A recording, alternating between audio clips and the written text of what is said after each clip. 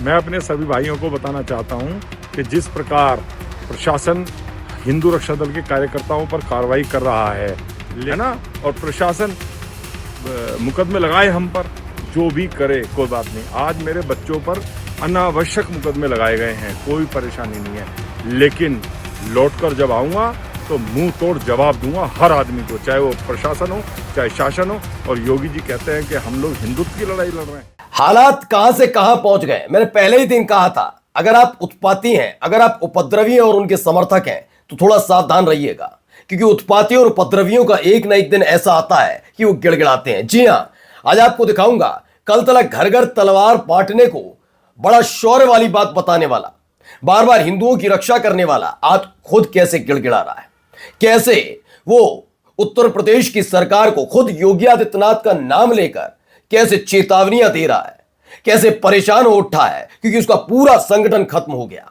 एक झटके में सारे के सारे जेल की सलाखों के पीछे पहुंचाए जा रहे हैं।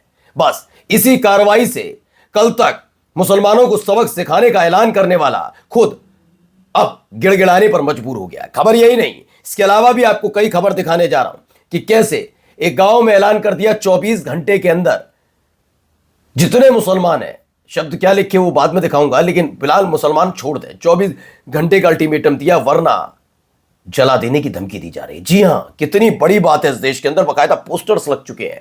महिलाएं देखकर, मुस्लिम महिलाएं देखकर बदतमीजी की सारी हदें पार कैसे होती है वो दिखाऊंगा। कल तलक शाहरुख खान वाले मसले पर बड़ी बड़ी बातें करने वाले जब सामने बैठे तो गोदी पत्रकारों ने रगड़ दिया, बाबा भी कहने लगे वाकई गलती तो हो गई। और तो और क्यों, किस लिए एक लोक गायिका को गिरफ्तार हिरासत में लिया जाता है, क्या वजह रही। जी हां, मैं नेहा सिंह राठौर की बात कर रहा हूं, वो भी खबर देखिएगा। नमस्कार, मैं हूं प्रज्वल गौतम और आप देख रहे हैं the live TV. The live TV, सच सबसे आगे।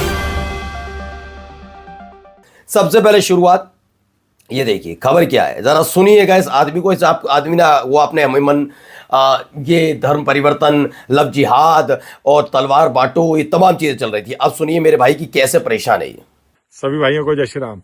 मैं अपने सभी भाइयों को बताना चाहता हूं कि जिस प्रकार प्रशासन हिंदू रक्षा दल के कार्यकर्ताओं पर कार्रवाई कर रहा है, लेकिन मैं सभी अपने हिंदू भाइयों से बताना चाहता हूं, आप लोग एक बात समझ लेना, ये गुरु गोविंद सिंह जी की फौज है, ये पीछे हटने वाली नहीं है।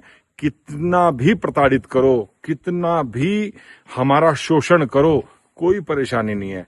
एक से बढ़कर एक हिंदू रक्षा दल के योद्धा आगे से आगे आएंगे और लड़ेंगे। जो पहले तो मैं यहीं रोकूंगा। अब इन्हें गुरु गोविंद सिंह जी की याद आ गई। इससे पहले इसके मुखमंडल से आपने कब गुरु गोविंद सिंह जी का नाम सुना होगा? कभी नहीं। मैंने कहा ना, इसे सब याद आएगा, इस आदमी को अब सब याद आएंगे, सारे सब कुछ।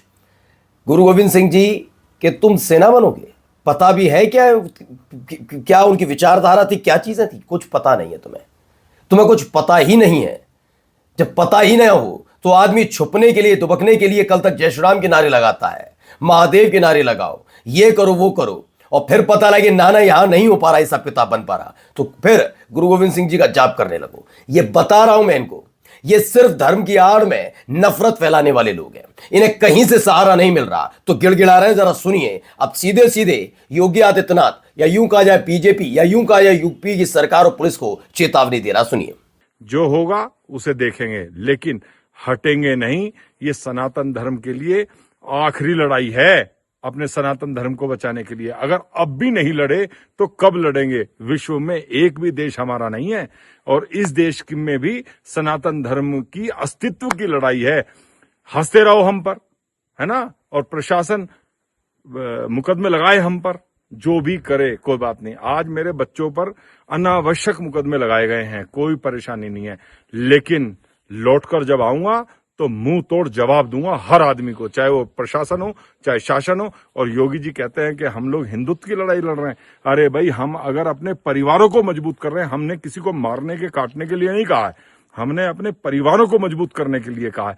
क्या हम अपने हिंदू परिवार अगर मजबूत करना चाहते हैं अपने आप को, वो भी गलती है। अगर वो गलती है तो हम करेंगे, जो होगा। सुन रहे हैं आप? इस व्यक्ति के मुताबिक हिंदू परिवार मजबूत कैसे होते हैं? उनके पास खाने पीने का कुछ ना हो, रोजगार ना हो, कोई मतलब नहीं, तलवार बांट दो, हथियार बांट दो। यह आदमी की मंशा समझिए। और कह रहा मैंने काटने के लिए नहीं, तलवार किस लिए दी है? सब्जी काटने के लिए?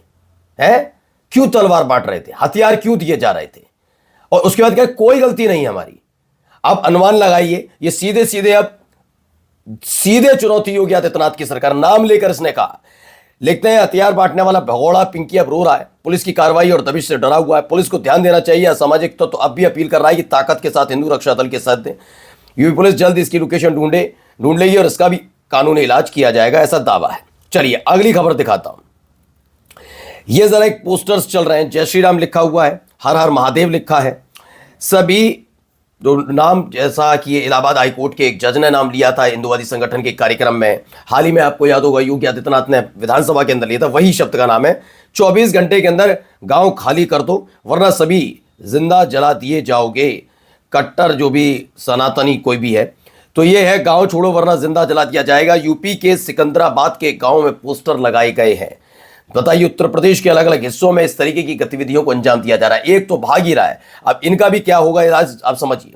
खुल्लम खुल्ला जला देने के कहा जा रहा है कि हम ये कर देंगे। ये कानून व्यवस्था को ताक पर रखने वाला खेल है। क्यों है? कोई मतलब नहीं, कोई लेना देना नहीं है, क्लिंग करना है। जरा इसको भी देखिए, इसकी हरकतें देखिए, खास तौर पर चूंकि इसमें म्यूजिक है इसलिए देखिए मुस्लिम महिलाएं निकल रही हैं, वहीं मूंछ पर ताव देकर निकलेगा। वही लफंगापन जो करते हैं, वही लफंगापन करने के लिए जाने जाते हैं, वही हो रहा है। देखिए रील बनाई जा रही है खास तौर पर। इससे क्या इसने साबित कर लिया? अब देखा वीडियो। अब है हरियाणा का करनाल, ऐसा दावा था मुस्लिम का है। यह बजरंग दल का कार्यकर्ता, इसका कोई राणा नाम है।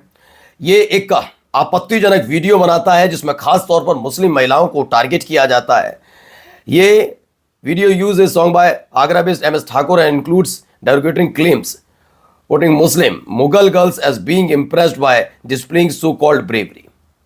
यह देखिए आपत्तिजनक स्थिति हो रही है, लेकिन हमारे देश में क्या है?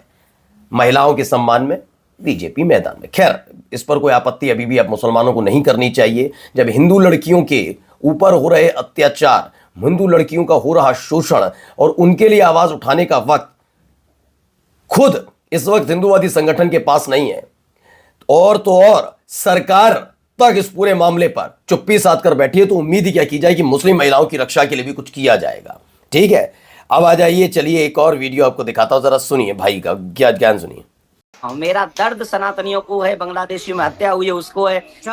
मेरा दर्द वो 6 वर्ष की बच्ची है जिसे जिंदा जलाया गया है। मैं आपसे सिर्फ पूछ रहा हूँ, ईमानदारी से आप बताइए, रोमाना खाने आई है तस्वीर, ईमानदारी से बताइए, वो जब जिंदा जलाई गई 7 साल की बच्ची और वो तमाम बच्चियों के साथ दुष्कर्म हुआ और मंदिर तोड़े गए, आपको दर्द नहीं हुआ? ईमानदारी से बताइए। अब मैं बोलूं, ईमानदारी से सुनेंगे आप? अब मजा आएगा। मुझे बहुत तकलीफ हुई सर, मैंने इस पर शो भी किया, सर, और मुझे वाकई में बहुत तकलीफ हुई। लेकिन मेरा सवाल ये है कि देवकी नंदन ठाकुर जो है, मुझे ऐसा लगता नहीं है उनको तकलीफ जो बांग्लादेश में हिंदुओं के साथ हो रहा है उसको लेकर हो रही है। मुझे ऐसा लगता है कि देवकी नंदन ठाकुर को निशाने पर शाहरुख खान को लेना है, इस वजह से देवकी नंदन ठाकुर ये तमाम बातें कर रहे हैं। सही पकड़े हैं। वरना तो सर देश के अंदर शेख हसीना अभी भी रह रही हैं, इस पर तो देवकी नंदन ठाकुर ने कुछ नहीं कहा। खालिदा जिया का निधन होता है और भारत सरकार की तरफ से हमारे विदेश मंत्री वहां पर जाते हैं और अफसोस जताते हैं, इस पर तो देवकी नंदन ठाकुर ने कुछ नहीं कहा। बीसीसीआई को तो देवकी नंदन ठाकुर ने गद्दार नहीं कहा। जब ऑपरेशन सिंदूर ऑन था और भारत और पाकिस्तान के बीच क्रिकेट मैच चल रहा था, तब भी देवकी नंदन ठाकुर ने कुछ नहीं कहा। नंगा करके नहला रहा। बांग्लादेश के साथ हमारे रिश्ते अभी भी जस के तस बने हुए हैं, भारत सरकार बांग्लादेश के साथ अपने रिश्तों पर विचार करे, ऐसा भी कोई सुझाव देवकी नंदन ठाकुर की तरफ से नहीं आया। कैसे भी करके निकाल मेरे भाई, मैं फंस गया हूं यहाँ। समझे आप? अब यही एक तमाम सवाल है। मैंने कहा ना, जब अपने मन से कोई बात कर दी जाती है तो वो कर दी जाती है। संगीत सोम जैसे नंदकिशोर गुर्जर जैसे देवकी नंदन ठाकुर अपने मन से कही, अपने लोगों से कही, कह के निकल जाओ। अब जवाब तलब पर मजा आएगा, तब पता लगेगा ना देश को गुमराह करने का कैसे काम करते हैं। ये देश को गुमराह करने का काम था। और जाते आते जरा एक वीडियो ये भी देख लीजिए।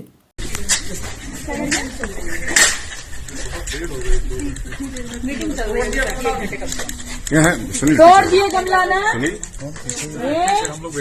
सामने में अंदर बैठाइए इनको, ले जाओ। 2 लोग शिवांगी लक्ष्मी जाओ, ले जाओ अंदर वाले कमरे में, बाहर